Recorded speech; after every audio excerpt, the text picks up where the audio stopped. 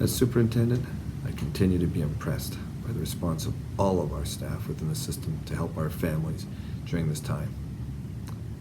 I want to make sure that I extend my gratitude to teachers, particularly right now as part of Teacher Appreciation Week, for the work they've done to take on an incredible amount of learning in terms of this new digital approach of remote learning that we've asked them to take on to support our families, how they've continued to communicate and reach out and support on so many levels our essential service workers, vulnerable families, and all families during this time.